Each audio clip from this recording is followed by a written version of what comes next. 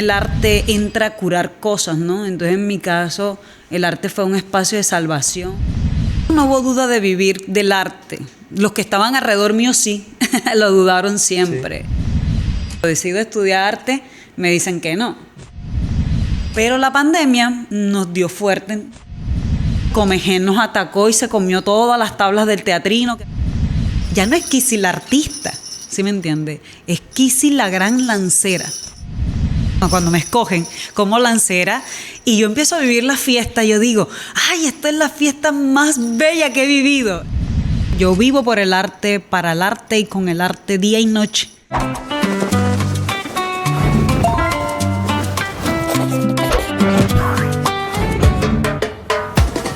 Bienvenidos a Soy Cartagenero, historias que construyen ciudad. Este espacio que desde la Alcaldía de Cartagena hemos creado para resaltar a los personajes más representativos del Corralito de Piedra.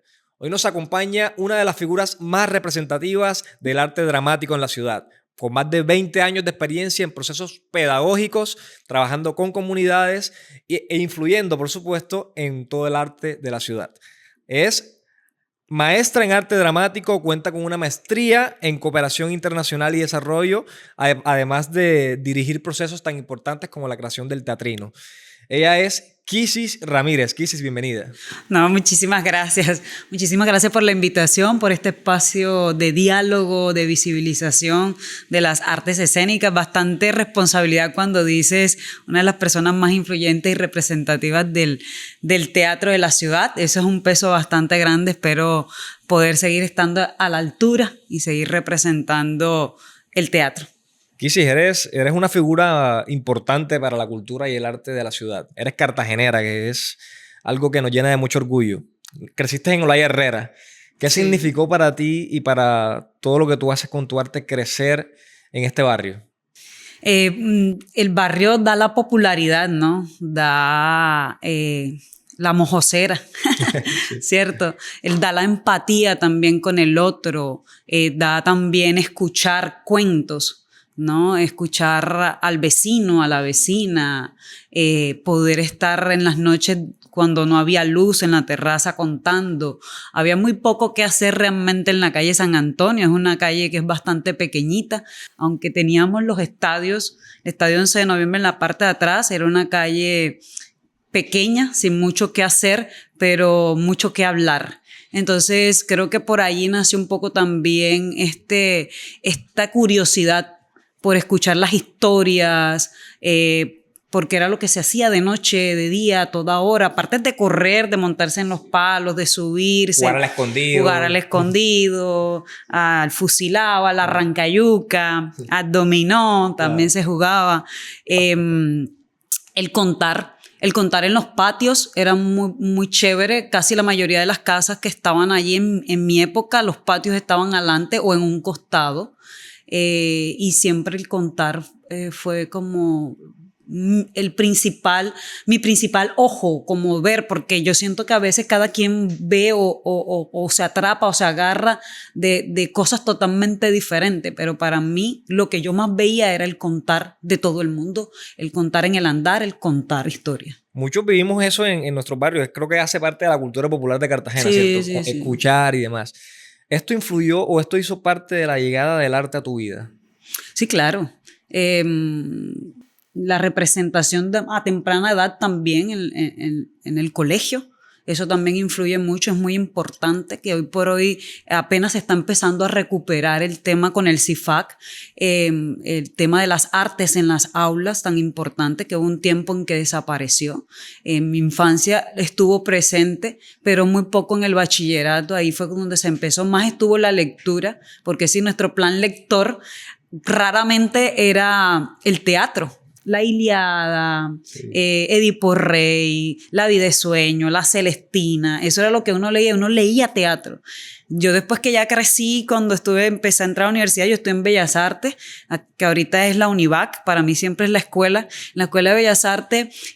Cuando llego ahí es que me doy cuenta que nosotros no leíamos libros o cuentos, sino que leíamos era dramaturgia, ese era nuestro plan lector. Y entonces fue muy cercano también el tema del teatro y la lectura del teatro.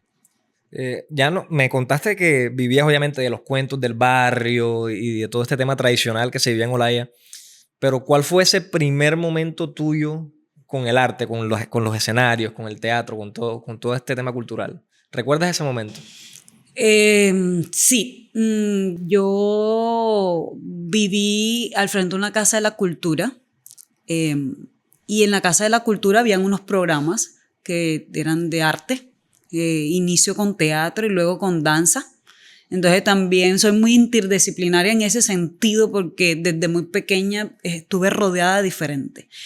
Pero ahí fue el primer acercamiento cuando voy a un barrio y presento la primera obra que se llamaba Chimpete Chámpata, que de hecho era una obra de teatro de títeres que fue adaptada a teatro. ¿Y qué significa Chimpete Chámpata? Chimpete Chámpata es como un dicho, por decirlo así. De hecho, es de un dramaturgo argentino que se llama Javier Villafañe, que es titiritero. Entonces era como una comedia corta donde alguien, todo que le preguntaban, ¿y cómo te llamas tú? Decía Chimpete Chámpata. Entonces así transcurría como todo el cuento y era muy corto porque realmente era para niños, de niños para niños. Y ahí viví como esa primera experiencia y también la experiencia de la fama. Me daba mucha risa porque los otros niños le pedían autógrafo a uno. Claro. Entonces fue muy chistoso eso. Claro, la actriz ahí. Claro, los actores y nosotros éramos niños y todos ahí como caracterizados. Yo era la mendiga porque eran 3 personajes. Un vendedor de cosas como de la calle, un policía o alguien que representaba ser policía y un mendigo ahí como un poco reciclador y yo era la mendiga. Entonces me dieron autógrafo y ahí fue como un poco ese... Bueno, no el autógrafo, el haber vivido el teatro, los escenarios, ahí empieza como ese clic, ¿no? ¿Y en qué momento te diste cuenta que este podía ser tu proyecto de vida? Yo creo que desde siempre, o sea, como te digo, desde que entré lo sentí. Ya cuando empecé a tener las clases sentí que ese era mi espacio, mi habitar, ahí era donde me encontraba. Pero algo también muy importante, que uno de niño en la infancia vive cosas bastante adversas, algunos, ¿no? Nos topamos con esas adversidades y también el arte entra a curar cosas, ¿no? Entonces en mi caso el arte fue un espacio de salvación, fue una tabla de salvación. Y no se presentaron dificultades teniendo en cuenta que, a ver, vivir del arte es un privilegio que tienen pocas personas, pero siempre al principio genera muchas dudas. Es decir, la mayoría escogen o optan por el camino fácil. Vivir del arte requiere un sacrificio adicional. ¿No te pasó? ¿No sentiste que fue así en tu caso? No, en mi caso no hubo duda de vivir del arte.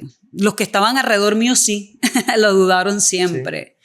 Ya, de hecho, los papás de uno nunca quieren que estudien arte. Eso era una cosa bien extraña porque a mí me metieron en un curso de ballet, entonces me dejaban ir a la Casa de la Cultura y no sé qué, pero cuando decido estudiar arte me dicen que no. Sí, de hecho, yo estudio en Bellas Artes a partir de una beca.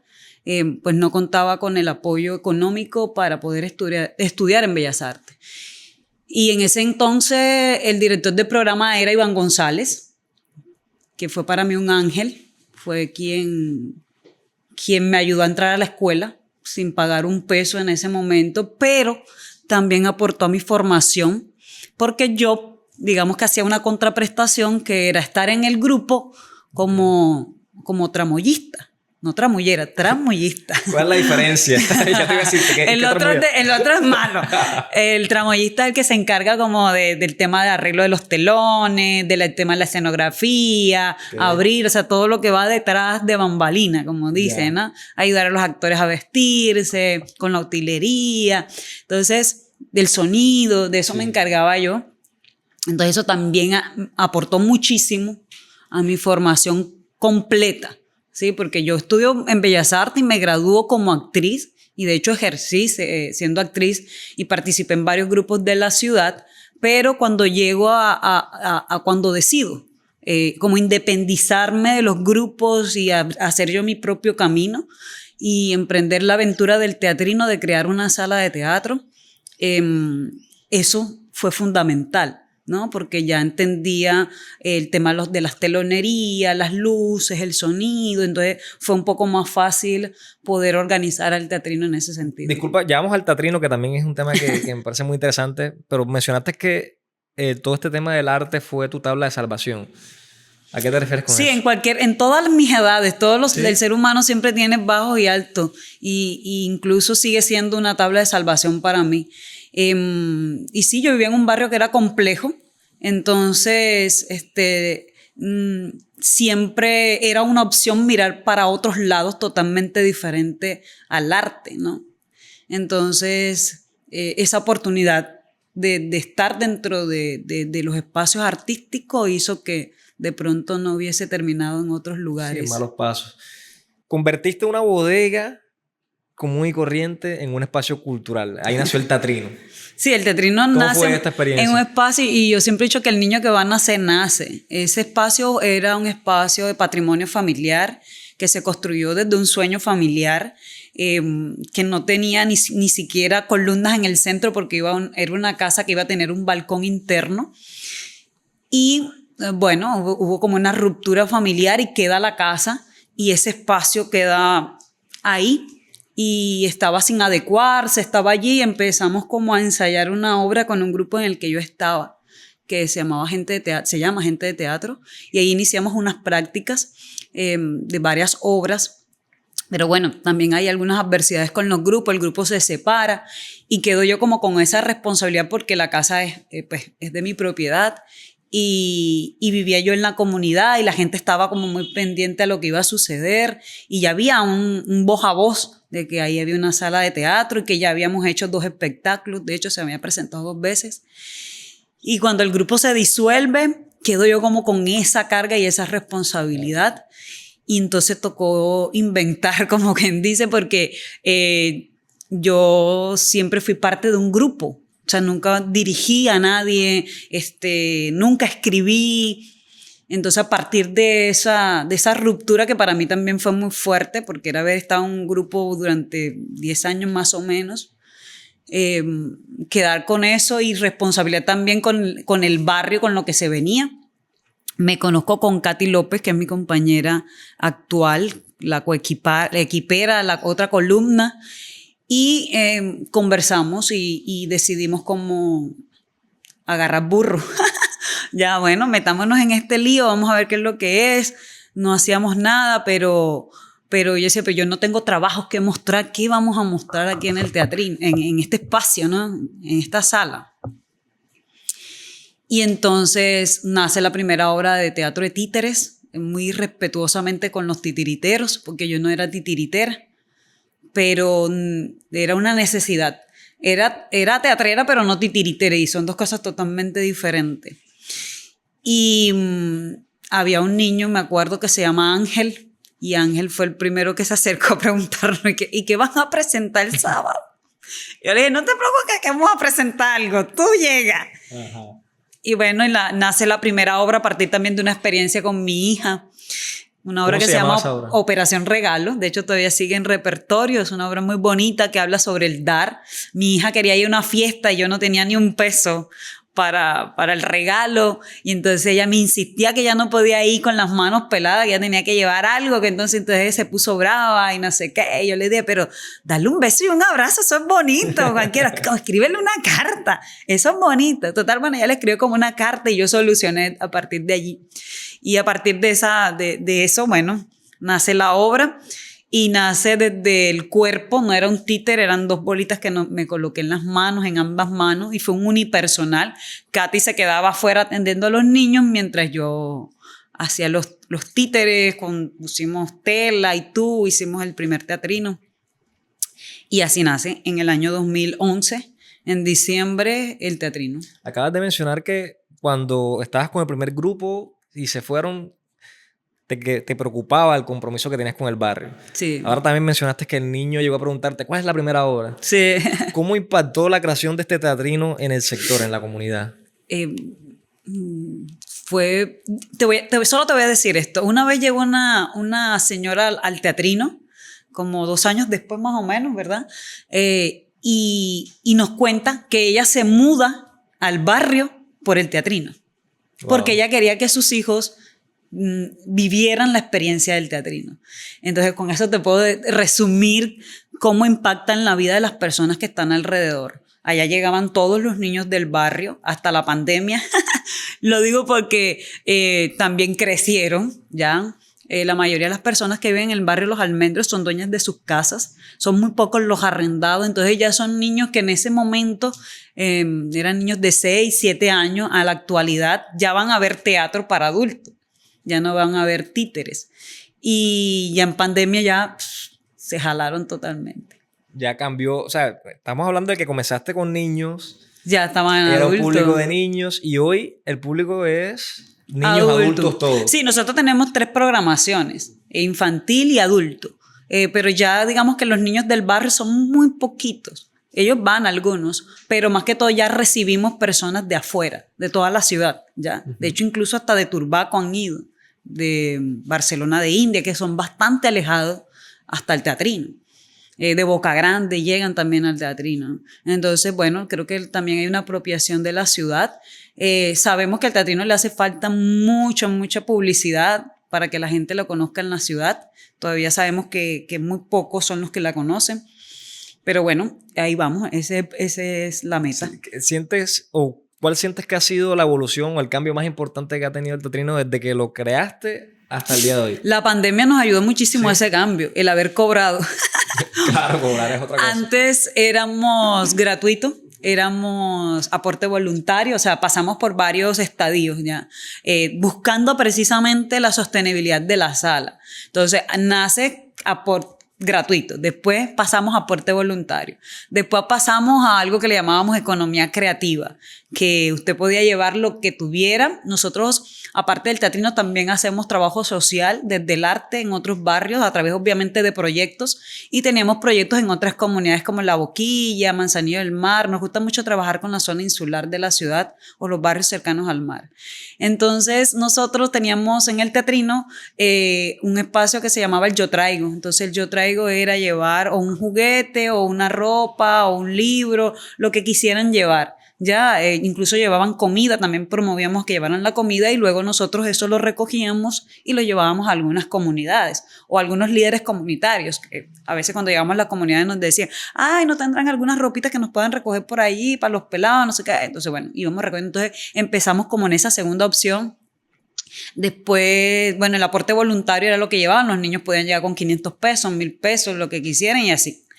Pero la pandemia nos dio fuerte en todos lados a nosotros. Eso fue golpe.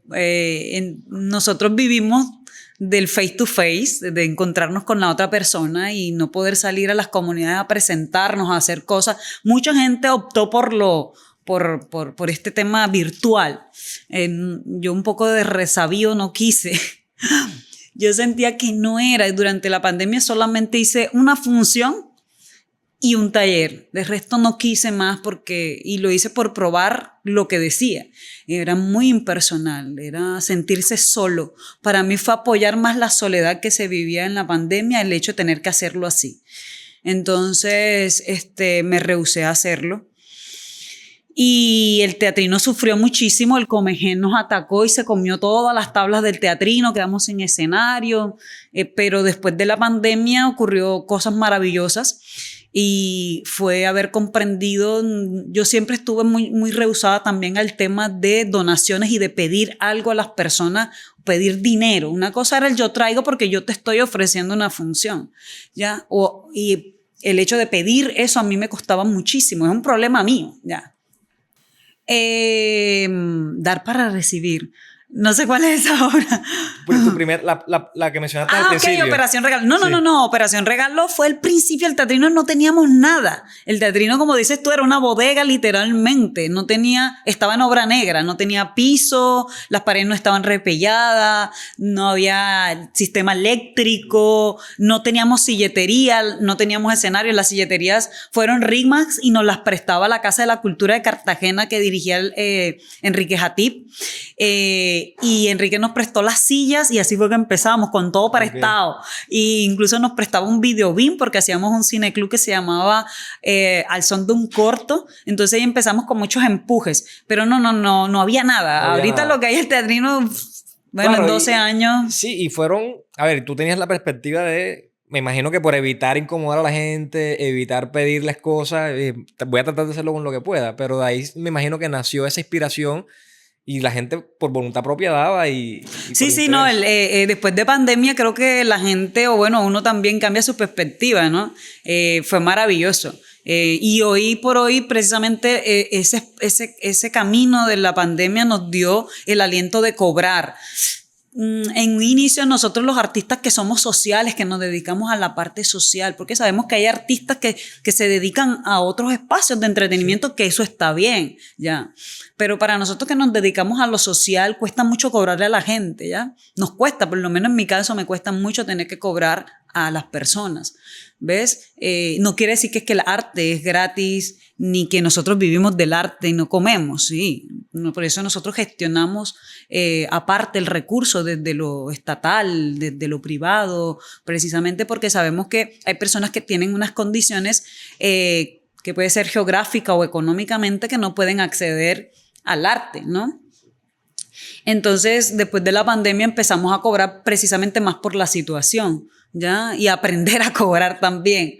Y hoy por hoy, bueno, sí, el teatrino tiene un costo, tanto entrada para niños como para entradas para adultos. Eso que tú dices lo tienen muchos artistas, como les apasiona lo que hacen, de pronto no lo ven como un negocio y quieren es que la gente conozca lo que hacen. Obviamente debería ser una consecuencia, hacer bien tu trabajo y que después llegue el pago, pero creo que el arte genera eso, como que esa pasión. Hablemos un poquito de Teatro de Títeres y La Tropa de Trapo. Cuéntanos, sí, cómo nació esta idea, cómo fue esto. La Tropa de Trapo nace ahí con Ángel, ese día que nos atrevimos, porque fue un atrevimiento de decir que íbamos a presentar algo, y nace como todo ese espacio infantil. Obviamente la comunidad era niños. Entonces ese era nuestro primer público y al que teníamos que suplir. Yo no sabía nada de teatro de títeres, no sabía nada de teatro infantil, yo era solamente actriz. Y empezamos como ese camino de investigación que nace de una manera irresponsable, pero que después se vuelve responsable. Yo estudiaba en Bellas Artes, como te había dicho, pero ahí solamente se hizo el técnico. Bellas Artes hasta el año 2000 no fue Univac. Sí. Después que yo salgo, inicia la universidad. Entonces yo menos tenía dinero para estudiar en la universidad, pero en el año 2015 el Ministerio de Cultura abre una profesionalización y yo entro a la profesionalización y me gradúo, hago el pregrado, pero en la Universidad del Atlántico. En el 2015 me gradúo, ¿ya? Eso fue como el 2013, fueron 2 años y medio haciendo la profesionalización, que era para aquellos artistas que tuvieran trayectoria, más no tuvieran el cartón. Claro. Entonces, bueno, ya yo cumplía como con la trayectoria desde el año 2000. Toda era tu experiencia oficialmente. Exactamente. Entonces, desde el ministerio se dio esa oportunidad y yo me gradúo, tengo el título en el 2015, pero ya la Tropa de Trapo había nacido en el 2011. ¿Ya? Okay. Había nacido la iniciativa, había nacido, pero estando dentro de la Uniatlántico.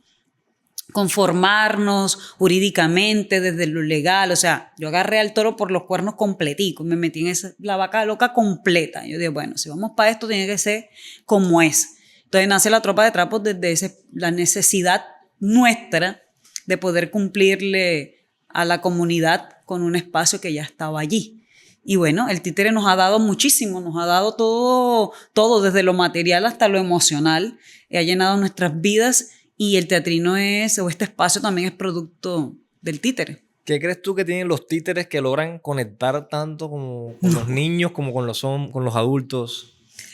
Eso es no hay palabra para poder describir lo que produce ese pedacito de trapo. ¿Sí me entiende? Tanto en uno como artista como en el que lo ve. ¿Sí me entiende? Es inexplicable. Parece magia, ¿no? Esa conexión que se genera entre el títere, el titiritero, titiritera y el espectador. Y no solamente con el niño. Yo creí que hacía títeres para niños, pero nosotros siempre hacemos como este chiste. A la sala llega un niño de 2 años y lleva mamá, papá, abuela y a veces lleva al hermano. Entonces dice uno, ¿y yo hago títeres entonces para quién? ¿Para niños? No, yo hago títeres para adultos, claro. ¿Ya? Pero bueno, su niño interior, después lo traducimos, vamos a decir que son niños interiores, ¿ya? Pero sí, muchos adultos nos comentan que en su momento no tuvieron el privilegio de ver títeres, pero cuando ven el títere en las comunidades es increíble. Tú llegas y tú ves los pelados que están, los adultos jóvenes que están ahí, no sé qué, no, que vamos a hacer títere. Eso es para los peladitos. Ya. Se quedan ahí. Oye, tú que traigas a los pelados que vienen títere, ta, ta, ta. Y cuando uno termina los ve uno ahí con la boca abierta, ellos viendo los títeres también disfrutándolo de la misma manera. Entonces el títere no tiene generación, ¿ya? Es para todas las generaciones. ¿Hay algún momento o alguna anécdota que recuerdes así de una reacción de alguna persona que haya asistido a alguno de estos shows? Bueno, esta no es muy buena, pero va mucho con el tema de cómo se conecta. Digamos que los personajes que son malos porque bueno, dentro de las historias siempre hay esas dualidades, ¿no? Entonces el personaje malo siempre tiene unas dificultades. Y una vez un niño se acercó y me dio un puño, ya, al títere. Al títere. Sí. Claro, entonces yo le dije, no, que esa es mi mano. ¿Sí me entiendes? Claro, no le estás pegando al títere, le estás pegando a una mano, ya que está internamente. Entonces, otros niños que se pegan a discutir con el títere, ya tal. Incluso adultos también responden. Entonces, pero bueno, eso habla bien de la puesta en escena. Sí. Se conectan emocionalmente con el... Sí. Entonces uno entiende la responsabilidad que tiene tan grande con el mensaje que llevas, con los títeres o con lo que haces. Porque realmente se conecta a la gente. Entonces hay que ser muy responsable con lo que se lleva. Claro. Creaste el teatrino, creaste un escenario en el que la comunidad pudo participar, los niños se vinculan, los adultos se vinculan y decidiste sacarlo. Creaste el teatrino móvil. Sí, el teatrino móvil. ¿Cómo nació esta idea? Sí, el teatrino móvil es una otra estrategia de poder sacar al teatrino o el espacio y que la gente lo conociera. Pero también dentro de esas anécdotas que tú me preguntabas, pasaba que una vez hubo como un tropelín en un barrio y nosotras con el teatrino armado de trapo, con tubo y ¡corre! Y la policía que llega y uno... ¡ah! Fue difícil y entonces pensando como en todas esas dificultades que hay en los barrios, porque es complejo, hay gente que te llega y tú quién eres y tal, y uno va con el radio, el equipo de sonido, los micrófonos y es complejo. Claro. Porque nosotros vamos a zonas que son muy, pero muy vulnerables. Vamos más allá, como le dicen, la heroica profunda, ¿sí? Periférica. Entonces es complejísimo. Entonces también para salvaguardar un poco pues nuestra integridad, los títeres y todo, había una experiencia que yo viví que se llamaba el bibliobús. El bibliobús tenía libros y era también un bus pequeño cuando yo estaba niña. Entonces a partir de allí nace como esa referencia de crear el teatrino móvil y llevarlo a las comunidades. Claro, ya nosotros podemos llegar a la comunidad y es muy chévere porque también apenas nos ven llegar uno ve que la gente, ¿y eso qué es? ¿Y eso qué es? Claro, porque el teatrino móvil está pintado como es un teatrino, ¿no? Andante, una motocarro que tiene a cuesta un teatrino. Y entonces cuando llegamos también llama mucho la atención. Y en cualquier caso, de cualquier cosa, yo solo prendo la moto y arranco. Sí, claro, estás preparada. Ya tú tienes ahí la malicia indígena que dice uno de acá. Entonces, bueno, también salvaguarda mucho nuestra integridad porque es de fibra de vidrio, no es de trapo, pero no, también era el sueño, esto como el del heladero, ¿no? Entonces nosotros llegamos haciendo bulla, entonces el niño queda, corretea el carro, llega hasta donde está, pregunta qué es. Entonces, claro, eso genera mucha expectativa también. ¿Cómo crees que estos espacios, el teatrino, el teatro, el arte en general, puede transformar a una ciudad como Cartagena? Mira, eso es una cosa que yo veo a diario, lo sé a diario y todos lo sabemos a diario, ya. Yo creo que lo que hace falta no sé, hace falta estar más en el territorio, en llegar más, poder llegar. Obviamente a nosotros los artistas eso tiene un gasto, ¿ya? Entonces, pero hay una transformación inmensa y te lo digo por experiencia propia, por lo que llegamos. Cuando yo estuve en el bachillerato, yo estuve en la femenina, el bachillerato tiene otras modalidades, industrial, biología, pero no había nada que tuviera que ver con el arte. Y nosotros fuimos la primera promoción, coincidimos en el salón que muchos queríamos ser artista o teníamos algo que ver afines. Y esa promoción de ese bachillerato en noveno, empezamos a trabajar por un bachillerato en humanidades. Y ahí sale la primera promoción de humanidades, bachillerato de la femenina, que es el Liceo Acosta de Samper. Entonces, Soledad Acosta de Samper. Entonces, cómo se empiezan a mover las cosas, ¿no?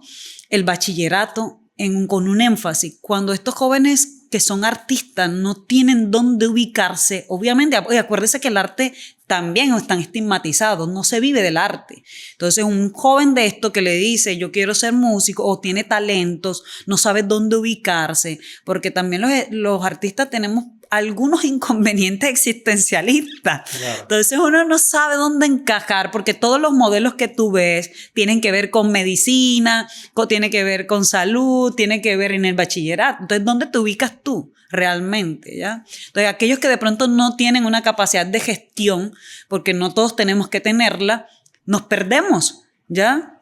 Entonces, creo que es supremamente importante, por eso al principio te hablaba del CIFAC. El CIFAC está apuesta también del distrito y también apuesta a nivel nacional. Es tan importante para que los jóvenes y los niños que tienen grandes talentos artísticos puedan canalizar y estudiar lo que realmente, y quizás no se pierdan entre los comentarios de los adultos y terminen enrollados en otras cosas. Claro, sí, podríamos llegar a la conclusión con respecto a esto que el arte y la cultura en sí pueden salvar vidas. No puede, las salvas, porque la pandemia nos lo reveló. No solamente salvó al artista, sino también salvó al otro, ¿ya? Al abogado que estaba encerrado. O sea, ¿quién de las personas que vimos la pandemia no se conectó o no sobrevivió por el arte? Todos. O sea, el hecho de estar en unas redes sociales, eso hace parte del arte. El arte no es solo el teatro, las 5, todo lo que encierra también las apps, eso lo hace también un artista, ¿sí me entiendes? Los juegos también los hace una persona que trabaja con la creatividad, ¿ya? Entonces, bueno, nos salvó a todos realmente el arte. Bueno, ya conocimos toda la trayectoria artística y cultural, por supuesto, su aporte a la ciudad de Kissy Ramírez. Pero hay una faceta que probablemente ustedes reconocerán más. Y es como la gran lancera de las fiestas de independencia. Kissy, espectacular ese traje y espectacular el trabajo que haces como lancera y representante de las fiestas de independencia. ¿Qué se siente ser la gran lancera de esta fiesta? Dios mío. Mira, eso es una pregunta como decir, defíneme el yo. Es una cosa bien increíble. Ser la gran lancera, primero, es la máxima autoridad festiva. Es un orgullo inmenso poder ser y representar este gran ícono, sacarlo adelante. Y es muy emocionada todo el tiempo de ser parte de este legado que deja las fiestas de independencia, ¿no? Y el icono Gran Lancera tiene una importancia muy grande dentro de la historia. También somos la memoria, llevamos la memoria, hace parte de nuestra misión principal, llevar la memoria de las fiestas de independencia del 11 de noviembre, su importancia para la ciudad, pero también su importancia para Colombia, ¿no? Recordemos que el hecho del grito de la independencia o la firma del acta de independencia inicia en Cartagena, ¿no? Entonces es una responsabilidad muy grande, ¿no? Y por supuesto muy emocionada todo el tiempo, muy gustosa de ser parte. Y este ícono, aparte de todo lo que representa, también en mi carrera profesional entró a abrir grandes espacios, el cual hoy por hoy hace que también reconozcan mi labor como artista, ¿no? Entonces agradezco muchísimo al ícono de Gran Lancera, todas las puertas que me ha abierto. Hablando de este tema de identidad, ¿qué crees tú que representa las fiestas de independencia para la identidad de la ciudad? Yo creo que la ciudad, eso es un pedacito, ¿sí? Es un pedacito porque Cartagena es una ciudad de grandes historias, ¿cierto? Es una ciudad que ha sido codiciada en muchos momentos, ¿no?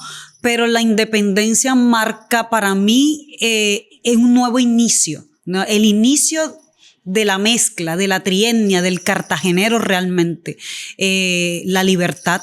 Y eso no se compra o sea, no tiene precio, ¿no? Y haber logrado por lo menos el inicio. Sabemos que luego, bueno, otra vez llega el sitio de Morillo y hasta el 1815 otra vez recuperamos la libertad. Pero bueno, esos son los procesos de independistas, pero también nos deja el legado de lo fuerte que somos cuando nos unimos. Sin ese día, si esa turba de gente, mujeres y hombres, incluyendo al cura Omaña, no se hubiesen unido, hoy no tuviéramos la fuerza que tenemos. A veces las personas siempre dicen que nos marca mucho el tema de la esclavitud. Y yo creo que eso hay que empezar a borrarlo. A nosotros nos debe empezar a marcar el hecho independentista, ¿sí? Independentista, ¿ya? Que es mucho mayor. ¿Ya? Y nuestra mente siempre tiene que estar allí. Yo creo en ese cartagenero que lucha por su libertad y su independencia. Acabas de decir algo muy importante, ese sentido de pertenencia que va muy ligado al tema de la libertad, de querer a la ciudad, de entenderla, de saber que esta historia se ha construido por personas valientes que la han hecho, y en este caso, o lo que representan hoy las fiestas de independencia es esto: arte, cultura, independencia. ¿Cómo crees tú que estas fiestas son o qué tanto influyen para los artistas y estas personas que hacen independencia desde el arte y la cultura? Es una puerta. Los artistas somos representación desde las artes plásticas, el cine, el teatro, la danza. Siempre somos para las fiestas de independencia un espacio de memoria.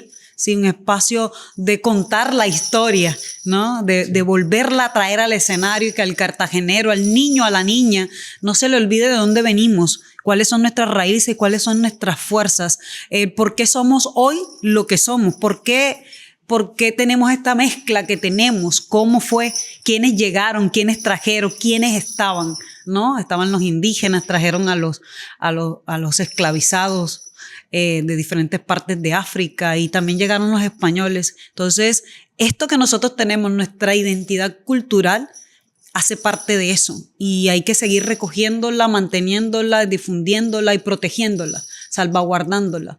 Entonces, los artistas están para eso también. Obviamente el cartagenero y la cartagenera también, ¿sí?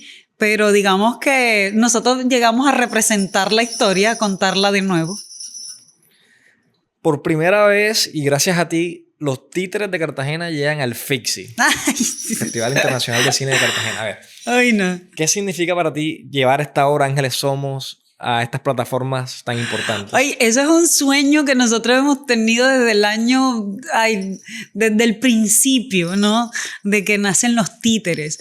De hecho, el guión de Ángeles Somos se escribió en pandemia, y esperando la oportunidad de poder llevarlo a la pantalla grande. Era nuestro sueño, era también otra piedrita a las fiestas de independencia. Yo creo mucho en la historia, ¿no? Y siempre he trabajado por eso desde mis títeres. He hecho otras cosas, sí, he trabajado otros temas que tengo de interés. Pero las fiestas de independencia, las fiestas populares, la historia de la ciudad, que me parece tan magnífica, tan obviamente magnífica en el sentido de la libertad, ¿no? No por lo que nos pasó. Nadie quiere que le pase nada malo, pero digamos que cómo superamos todas esas adversidades. Cartagena es heroica, eso lo dice, ¿no? Por eso le ponen la heroica. Es resiliente todo el tiempo. Entonces, Ángeles Somos una piedrita más, y el sueño era poder llevarlo a las pantallas, pero realmente era entregarlo a las comunidades, entregarlo a las bibliotecas, a los centros culturales, a las madres comunitarias, a las personas que trabajaban por Ángeles Somos. Pero nunca soñamos con que fuera el cine realmente. Cuando participamos en la convocatoria fílmica, porque también haber creado Ángeles Somos desde nuestro presupuesto era inconcebible, no podíamos haberlo financiado. Entonces encontramos poderlo financiar a través de una convocatoria que abre el Instituto de Patrimonio y Cultura, que se llama Fílmica.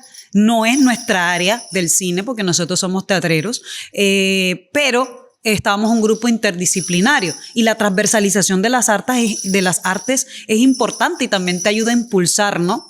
Entonces, con otros grupos de chicos que venían de Bellas Artes, unos egresados, otros que estaban cursando desde la comunicación audiovisual, artistas plásticos, músicos, creamos un equipo, hubimos 7 titiriteros, creamos ese equipo y nace Ángeles Somos con esa pretensión de poder seguir llevando la única fiesta infantil que hay dentro del marco de todas nuestras fiestas de independencia.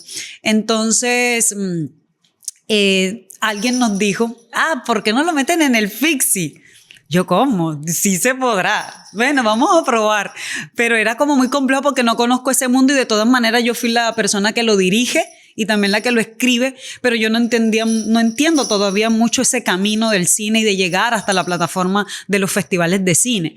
Entonces lo presentamos y resultamos nominados. Estamos seleccionados dentro de la selección oficial de los cortometrajes. Escogieron 6 cortometrajes. Entonces para nosotros es muy importante, es un sueño no pensado, pero que es un sueño de todas maneras haber llegado allí y es bastante, para nosotros tiene mucha ganancia.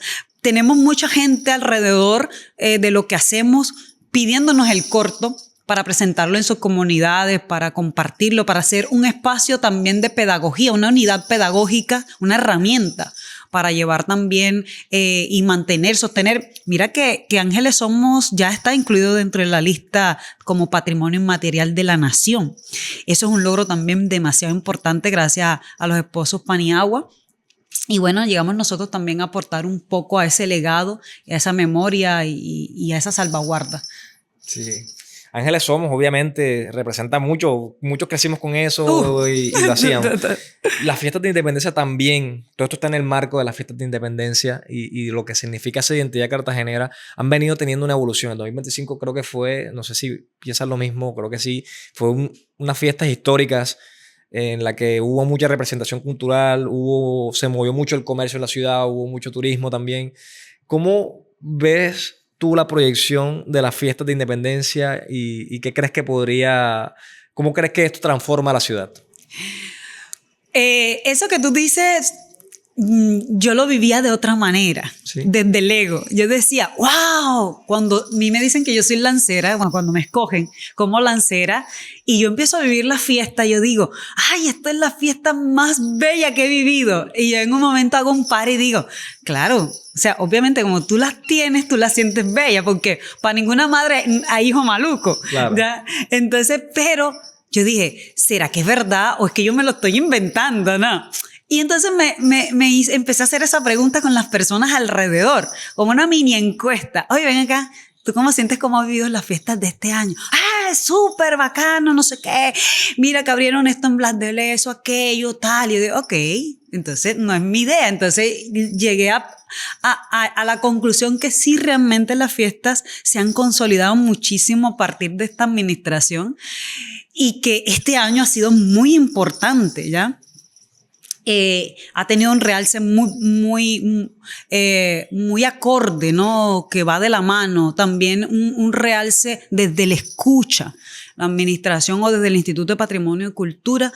Yo puedo decirlo que he estado en muchas administraciones. Claro, las administraciones pasadas también, obviamente, han escuchado y estamos donde estamos también gracias a eso. Pero esta administración ha puesto más oído en el artista hacedor de fiestas, ¿ya? Porque hay muchos artistas que no hacen parte de los hacedores de fiestas. Entonces, esta administración le ha dado eso que necesitábamos. La fiesta es un músculo creativo, pero también es un músculo financiero para la ciudad. Y no solo para los artistas, sino también para los comerciantes informales, vendedores informales, los artesanos, una cantidad de personas que se mueve alrededor. O sea, es una potencia económica para la ciudad. Nace desde lo popular y no se puede perder y se tiene que sostener y mantener desde allí. Pero si bien es una fuente importante de recursos, pero también de creatividad, porque es que año tras año el artista dice, este año voy a salir con esto, este año voy a salir. Eso lo mantiene uno vivo, avivado, ¿no? En la creación y en el sostenimiento de esta identidad. Entonces, yo creo que las fiestas es la fiesta más importante de la ciudad. Es la canalización también emocional más grande que tienen. Es el encuentro donde el cartagenero y la cartagenera se encuentran a disfrutar con ellos y con el que nos visita. Imagínate que hay alguien pensando que quiere venir a la fiesta y tiene dudas de hacerlo. No es de Cartagena. O incluso cartageneros que no saben si quedarse o irse. ¿Qué les dirías tú a estas personas para convencerlos de que vengan y disfruten de la fiesta? Mira, esa era una pregunta muy recurrente. De hecho, era una actitud que existía en el cartagenero, el irse en las fiestas. Si tú recuerdas, yo viví las fiestas de independencia desde niña. Yo me iba para Marbella, los conciertos, atrevidamente me iba en cicla desde Olaya hasta Marbella a vivirlo, ¿ya? Y el cartagenero se iba, ¿ya? O se iban para los pueblos cercanos, Arjona, Turbaco, porque tenían una concepción de la fiesta, del tema del desorden, del tema de tal. Este año yo sentí, y el año pasado también, pero este más, que la gente optó por quedarse y vivir las fiestas, ya, de disfrutarse sus fiestas.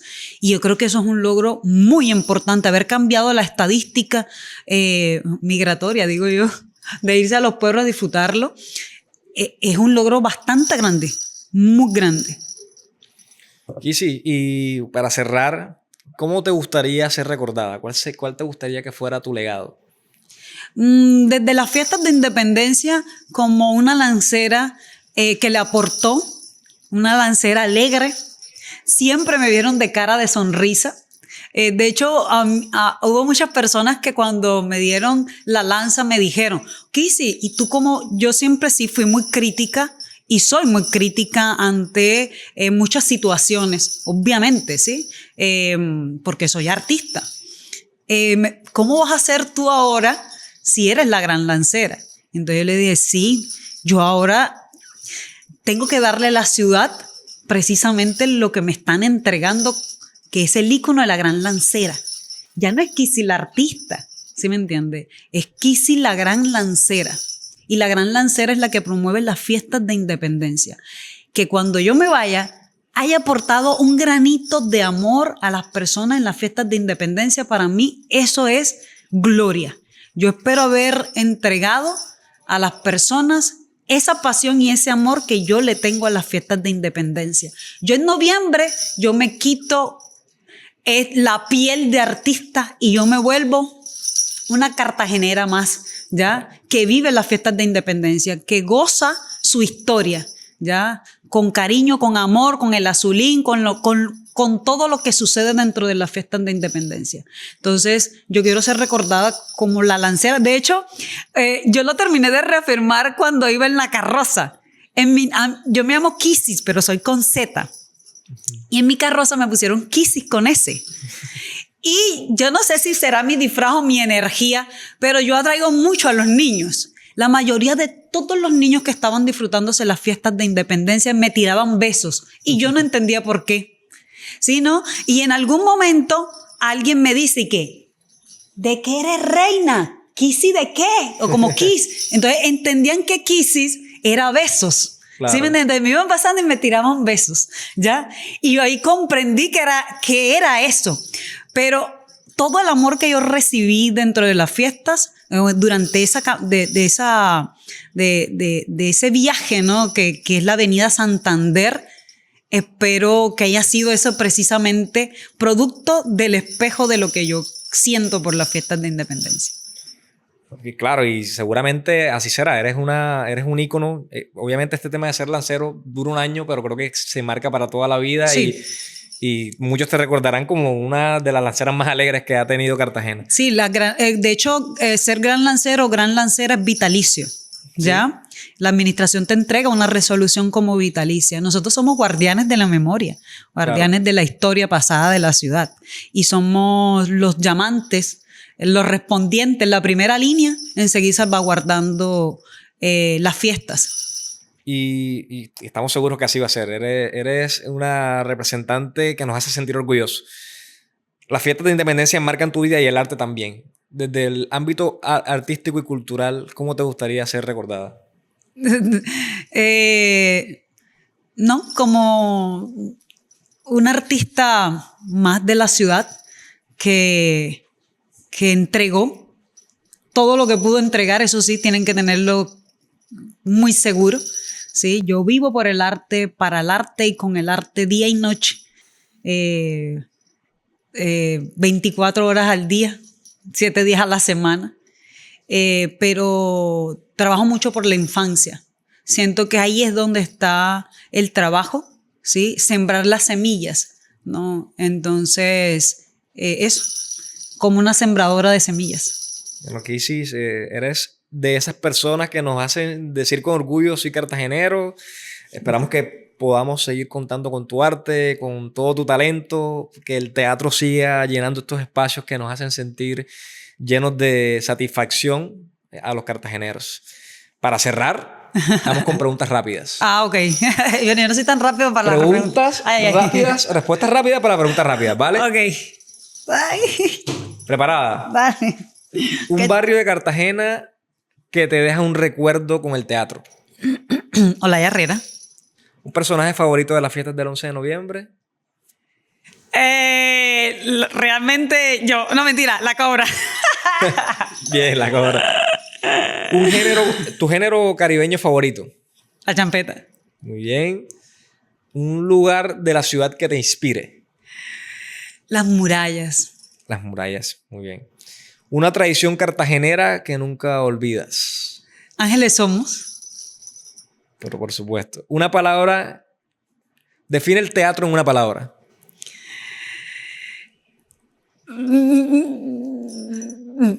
Resistencia. Muy bien. Bueno, esta fue Kisis Ramírez, gran lancera de las fiestas de independencia y dramaturga o maestra en artes dramáticas. Y muchas gracias por acompañarnos. No, gracias a ustedes por la invitación. Nos vemos en un próximo capítulo de Soy Cartagenero.